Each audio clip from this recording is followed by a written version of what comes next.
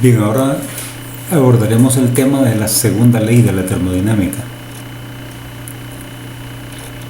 Hasta el momento vimos la primera ley que trata del principio de conservación de energía, es la ley de la energía. Veremos ahora la segunda ley de la termodinámica y veremos que la segunda ley se refiere en parte a la dirección en que pueden realizarse los procesos de transformación de energía. Así, por ejemplo, una taza con café que está, digamos, a unos 60 grados Celsius, la dejamos ahí. Conforme pasa el tiempo, la taza sabemos que va a ir disminuyendo su temperatura. Pasado cierto tiempo,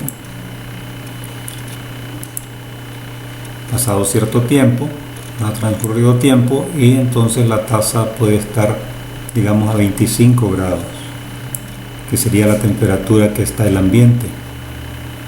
La taza pues llegará a estar a la temperatura ambiente, porque en ese proceso la taza está perdiendo calor, entonces se enfría. Se puede dar eso, ¿verdad? De hecho, así ocurre de forma espontánea, que la taza se enfríe desde 60 grados a 25 grados, si el ambiente está a unos 25 grados. Llegará a estar la taza entonces en equilibrio con el ambiente. Ahora bien, esa taza la podemos dejar ahí y nunca vamos a ver que la taza ahora de repente empiece a aumentar su temperatura y regrese al estado inicial que tenía, a los 60 grados Celsius. Eso no va a ocurrir. Entonces, esa transformación que sufrió la sustancia, digamos el café caliente, fue enfriarse. A la inversa no se da de forma espontánea. Esto es porque es una consecuencia precisamente de la segunda ley, es que el calor fluye siempre de mayor temperatura hacia menor temperatura. Es la forma en que el calor fluye, nunca es a la inversa. Ahora bien, los procesos pueden ser reversibles, ¿verdad? Un proceso se llama reversible si una vez que ocurre y la sustancia pasa por varios estados, puede regresar al estado inicial. Y si la sustancia regresa al estado inicial sin dejar ninguna transformación en el entorno, se dice que el proceso o los procesos por los que pasó son reversibles. En este caso de la taza enfriándose, es un proceso que es irreversible, porque al enfriarse, la taza que estaba a 60 grados Celsius, ¿verdad?, produjo cierto calentamiento en el entorno. Produjo entonces un incremento en la movilidad de las moléculas que forman el entorno, que puede ser el aire, ¿verdad?, la atmósfera. Claro, no va a cambiar la atmósfera una taza de café caliente, ¿verdad? Pero si consideramos que el entorno de la taza es el pequeño espacio que la rodea, entonces sí se calienta. Nosotros sentimos precisamente ese calor si acercamos la mano. Se siente que está más caliente cerca de la taza. Bien, este proceso entonces puede ocurrir en un solo sentido, ¿verdad?, de forma espontánea. Ahora bien, la taza ya que está fría a 25 grados Celsius, de forma espontánea no se va a calentar para volver al estado inicial que tenía. Entonces este es un proceso que es irreversible, porque el proceso reversible se define como un proceso que una vez que ocurre, la sustancia puede volver al estado inicial sin producir transformación en el entorno. Bien, entonces el estudio de la segunda ley de la termodinámica tiene que ver con los procesos reversibles e irreversibles. Un enunciado de la segunda ley, que se llama enunciado de Kelvin-Planck, Es una de las primeras formas en que se enunció la segunda ley de la termodinámica. Y se puede expresar de esta manera, que es imposible construir un aparato que opere en un ciclo y no produzca otro efecto que la elevación de un peso, es decir, la producción de trabajo, ¿verdad? El trabajo se asocia en termodinámica con la elevación de un peso. Entonces, que no produzca solo más efecto que ese nada más, y intercambiar calor con un depósito simple. Eso es lo que dice el enunciado de Kelvin Planck. ¿Qué significa eso? Bueno, que no puede existir un aparato, supongamos que esto represente el aparato, esto que está aquí, un aparato que toma calor de un solo depósito. Es un depósito que está a alta temperatura, toma calor de ahí y como único efecto hace la producción de trabajo, o sea, produce trabajo como único efecto y nada más. No se puede hacer eso, no puede hacerse. Es decir, no puede una máquina transformar todo el calor en trabajo.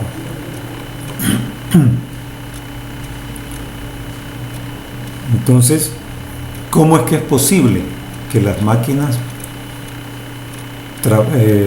produzcan trabajo a expensas de recibir calor? Bueno, eso se llama una máquina térmica, ¿no? Pero para que sea posible, la máquina térmica debe funcionar de esta manera. Es una máquina que toma calor, una máquina térmica toma calor de un espacio de alta temperatura, o una fuente, se llama fuente, o un depósito de alta temperatura. La máquina puede tomar cierta cantidad de calor, Q sub H, llamemos Q sub H al calor tomado del depósito de alta temperatura. Puede producir trabajo, pero debe ceder cierta cantidad de calor a un depósito que esté a menor temperatura. Es decir, se llama un sumidero, el depósito de baja temperatura. Así que una máquina térmica factible es aquella que opera en un ciclo tomando calor de un depósito de alta temperatura y cediendo cierta cantidad de calor menor, ¿verdad?, a un depósito a baja temperatura, y en el proceso produce trabajo. Llamaremos con estos subíndices Q sub H el calor tomado del depósito de alta temperatura y Q sub L el calor que cede la máquina al depósito de baja temperatura. Eso hace una máquina térmica. Ahora bien, las máquinas se evalúan con este índice llamado rendimiento o eficiencia. Esto nos indica qué tan buena es la máquina para transformar calor en trabajo, porque se define el rendimiento como el trabajo neto producido por la máquina, que por la primera ley va a ser igual a la diferencia QH menos QL, ¿verdad? Ese es el trabajo neto que produce la máquina. Entonces, el trabajo neto dividido entre el calor que toma del depósito de alta temperatura. La razón entre esas dos cantidades se llama el rendimiento o eficiencia de la máquina térmica. Este valor siempre va a ser un número entre 0 y 1, no puede ser mayor que 1. Una máquina que pudiera hacer eso se llama el motor de movimiento perpetuo de primera especie. Es uno que viola la primera ley de la termodinámica.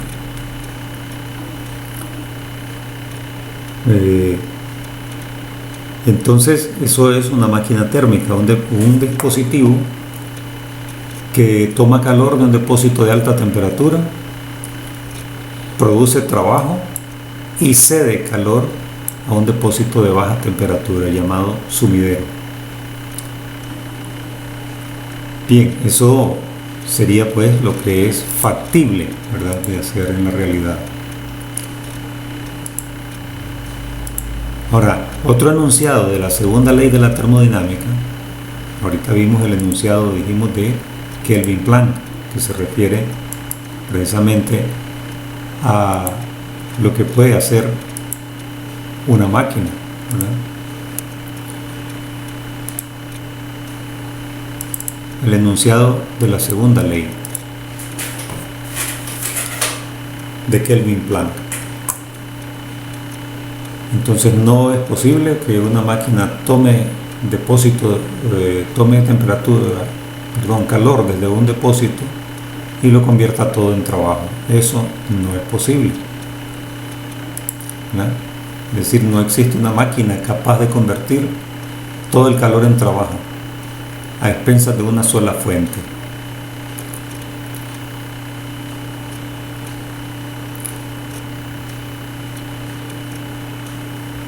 Entonces se llama un móvil perpetuo de segunda especie, y eso no puede existir, que produzca que todo el calor lo transforme en trabajo. Bien, otra forma de expresar la segunda ley de la termodinámica es el enunciado de Clausius. Clausius, otro investigador, ¿verdad?, lo vio desde otra perspectiva.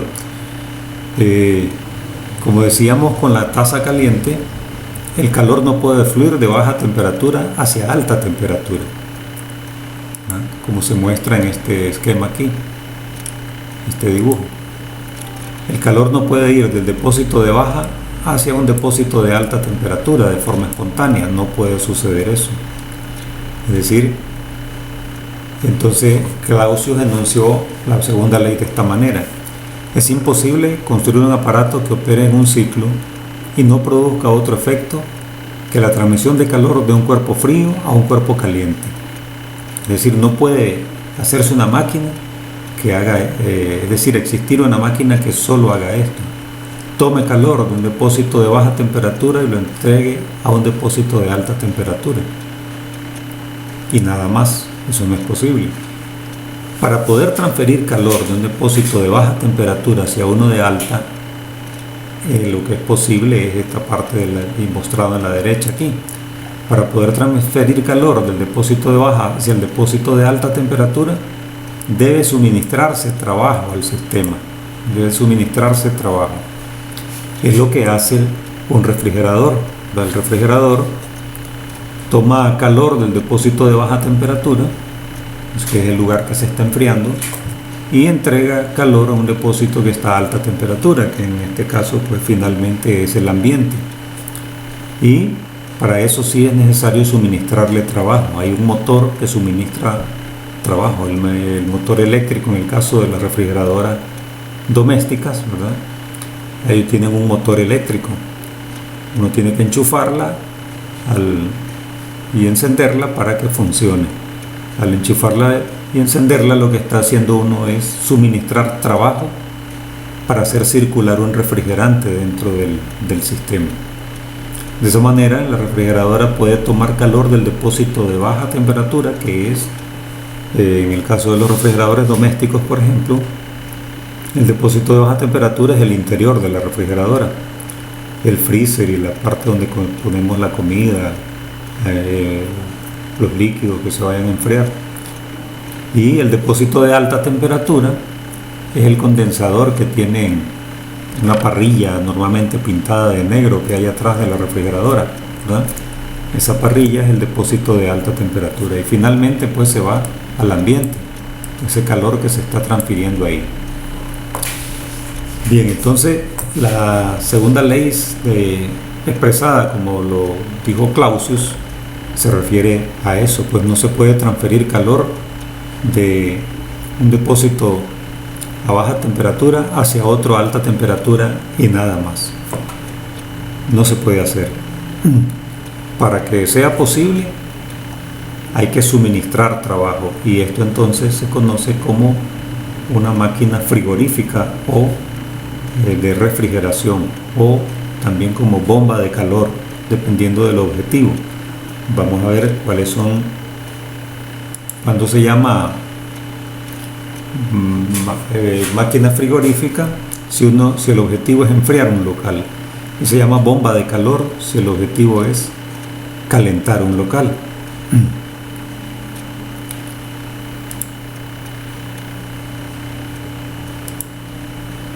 Bien, para la evaluación de estas máquinas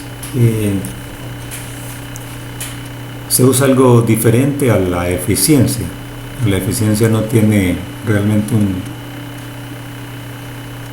algo aprovechable en este tipo de máquinas, sino que se define el coeficiente de operación, o COP. COP viene de las siglas en inglés Coefficient of Performance, o sea, coeficiente de funcionamiento o de operación, se dice en español, o coeficiente de desempeño.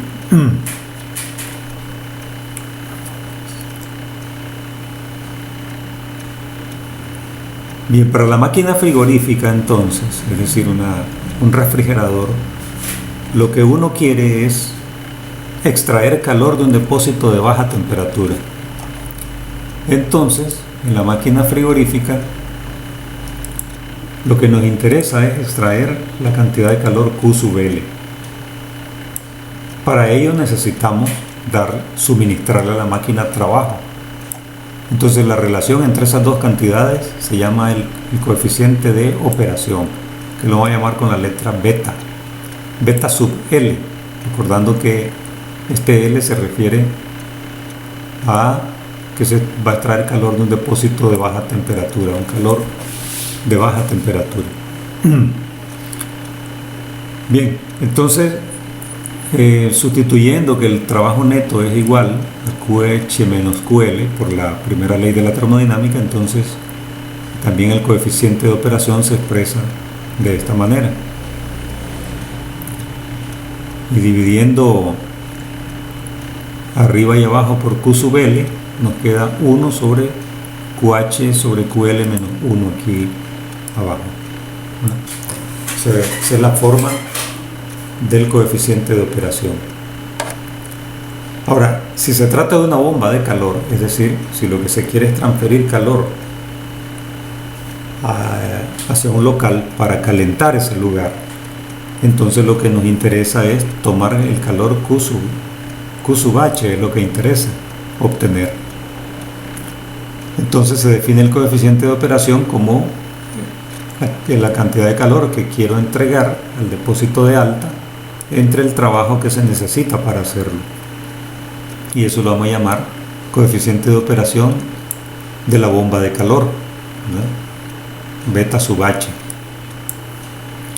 Y también se transforma en esta otra al sustituir que el trabajo es el calor de alta temperatura menos el calor de baja temperatura, esto por la primera ley de la termodinámica, y dividiendo arriba y abajo por Q sub H nos queda 1 sobre 1 menos QL entre QH. Estos dos entonces son los coeficientes de operación de máquina frigorífica y de bomba de calor. Son los dos índices que nos permiten valorar qué tan bueno es una máquina de ese tipo. Es decir, una máquina frigorífica, un refrigerador, pues que tenga un coeficiente de operación mayor que otro, significa que esa máquina utiliza mejor la energía, ¿verdad? Es más capaz de extraer la cantidad de calor por menos unidad de trabajo que se le suministre, ¿verdad? El coeficiente de operación sí puede ser un número mayor que 1. De hecho, cuanto mayor sea el coeficiente, mejor es la máquina.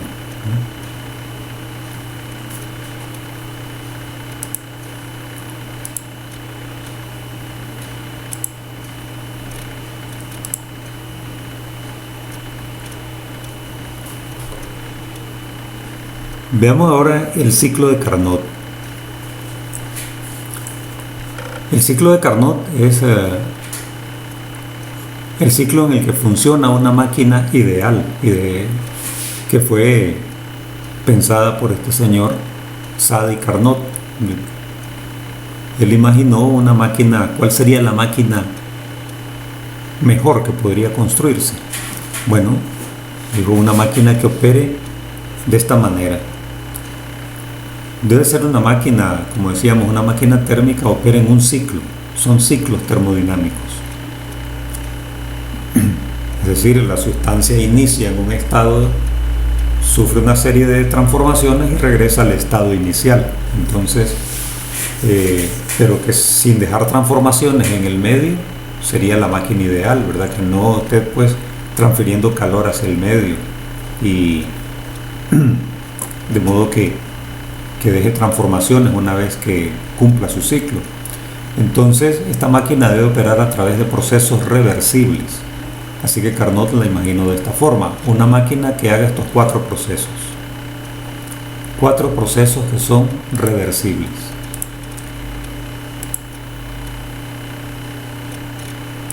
Cuatro procesos reversibles. Primero, una expansión isotérmica. En esa expansión isotérmica toma calor de la fuente de alta temperatura, como se indican los dibujos aquí. La máquina toma calor de la fuente de alta temperatura. Ese es el proceso de 1 a 2. En un diagrama presión-volumen se vería de esta manera, ¿verdad? De 1 a 2 hay una expansión isotérmica, ¿no? De 1 a 2. O sea, una expansión a temperatura constante. Luego, una expansión adiabática reversible. Es decir, no hay transmisión de calor y es reversible el proceso, ¿verdad? Es reversible de 2 a 3. Una expansión adiabática reversible. Luego, una compresión isotérmica. O sea, la máquina en ese proceso cede calor al foco de baja temperatura, pero la compresión es a temperatura constante. Y finalmente, de 4 a 1, la máquina regresa al estado inicial por medio de una compresión adiabática reversible. Entonces ahí cumple el ciclo, son 4 procesos una expansión isotérmica. En una expansión que es isotérmica o un proceso isotérmico se considera que es internamente reversible. Entonces luego una expansión adiabática reversible, viene una compresión adiabática isotérmica, y finalmente una compresión adiabática reversible. Esos 4 procesos conforman el ciclo de la máquina de Carnot, que es la máquina ideal, la máquina que opera con él. Tiene la mayor eficiencia si se trata de una máquina térmica. Ahora, operando a la inversa, es una máquina frigorífica, ¿verdad? A la inversa sería pues que empiece en sentido contrario, ¿verdad? De 1 a 4, 4 a 3, 3 a 2, 2 a 1 y regrese a 1.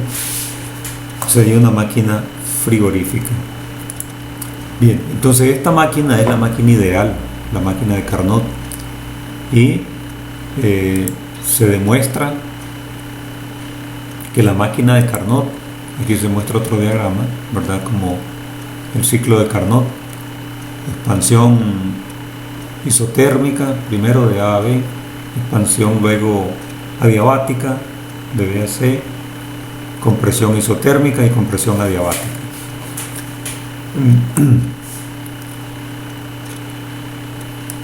Bien, entonces el rendimiento del motor de Carnot es el más alto posible, porque esa es la máquina ideal. Alcanza el máximo rendimiento, y en esta máquina se cumple lo siguiente: se cumple esta relación, que el calor que toma de alta temperatura dividido entre la temperatura de ese depósito de alta es igual a la razón entre el calor que se cede a baja temperatura dividido entre la temperatura de ese depósito de baja temperatura. Así, la eficiencia, eso la llamamos aquí epsilon sub i de ser ideal.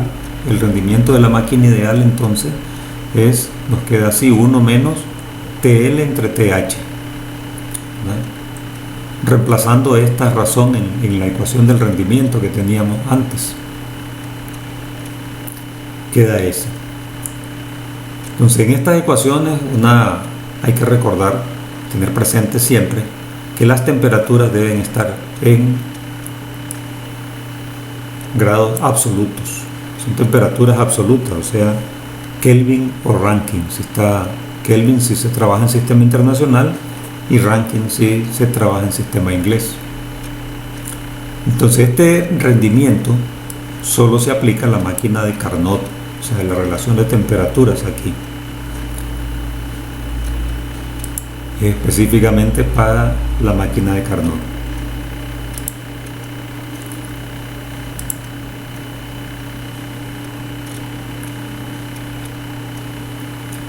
Ahora, cuando las máquinas frigoríficas o bombas de calor son ideales, es el ciclo que se mostró antes, pero trabajando a la inversa, ¿verdad?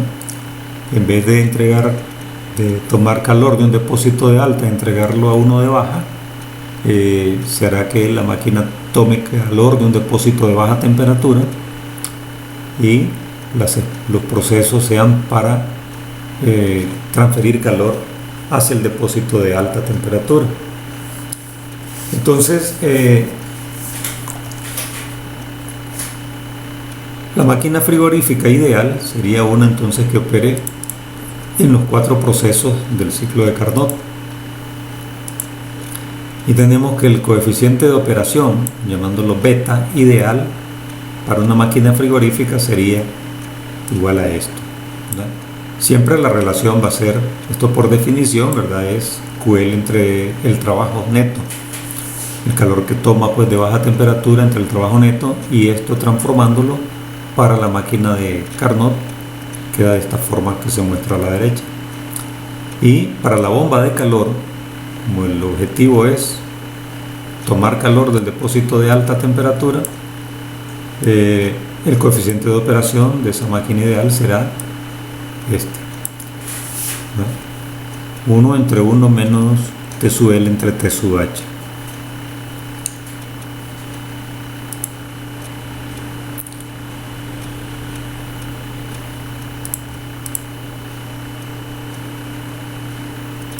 Veamos ahora un ejemplo. Entonces, aquí está el problema. Se tiene un motor de Carnot, ¿verdad?, funcionando entre 2 fuentes térmicas. La de alta temperatura es de 200 grados y la de baja temperatura 20 grados Celsius. Se desea que el motor produzca 15 kilowatts de potencia. Determinar entonces el calor transferido desde la fuente de alta temperatura y el calor cedido a la fuente de baja temperatura.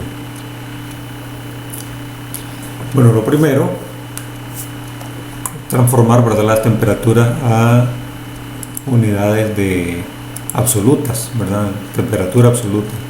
200 grados, entonces la temperatura de alta, de alta va a ser 473. Y la temperatura T sub L será 293. Entonces, ¿cómo encontramos el calor de alta y el calor de baja? Bueno, como tenemos las dos temperaturas, podemos determinar el coeficiente es decir, en este caso sería el rendimiento, ¿verdad?, porque es una máquina que va a producir trabajo. Entonces es una máquina térmica que va a tomar calor del depósito de alta y ceder calor al depósito de baja. Así que el rendimiento de esta máquina, como habíamos definido antes, es epsilon sub i igual a 1 menos TL entre TH. Va a ser 1 menos 293 entre 473. Y eso da el rendimiento .3805. Vean que el rendimiento de la mejor máquina que podría idearse es solo de un 38%, ¿verdad?, trabajando entre esas dos temperaturas.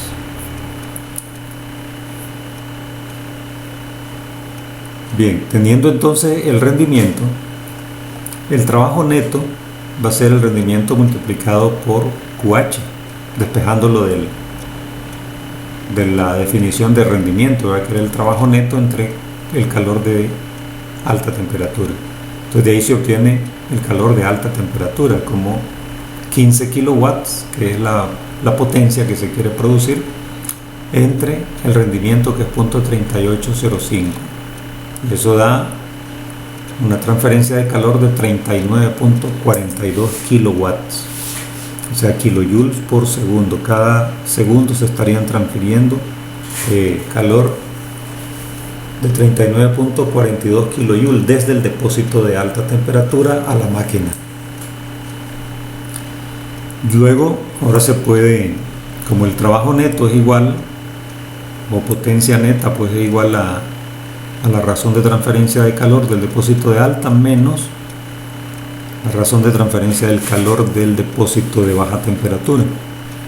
Entonces de ahí despejamos cuánto vale Q.L, que es el calor transferido pues al depósito de baja temperatura, el calor cedido, que va a ser el calor QH 3942 kilowatts menos el trabajo producido, que eran potencia, pues, porque por eso tiene el punto indicado ahí, porque está en kilowatt. 15 kilowatts, que es el trabajo que se quiere producir. Entonces vean que esta máquina está, para poder producir 15 kilowatts de trabajo, tiene que tomar 39.42 kilowatts del depósito de alta temperatura y ceder al depósito de baja 24.42 kilowatts para solo producir 15 kilowatts de trabajo útil, que es el que se quiere obtener de esta máquina. Bien, eso es todo con la introducción a la segunda ley y el ciclo de Carnot. Veremos otros problemas, otros ejemplos resueltos en otra ocasión.